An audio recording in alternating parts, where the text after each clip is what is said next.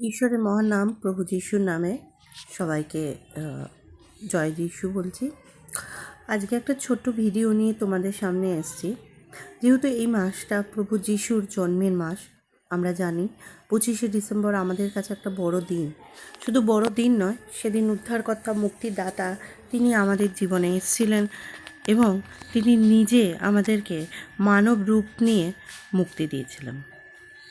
এবার আমি আমার কিছু টেস্টিমনি বা সাক্ষ্য দিই যে আমার প্রভু যিশুতে কেন এসছি, আর প্রভু যিশু কেন আমার জীবনে এতটাই মাহাত্ম্য, আর তার কাছে আমি কেন এত প্রিয়।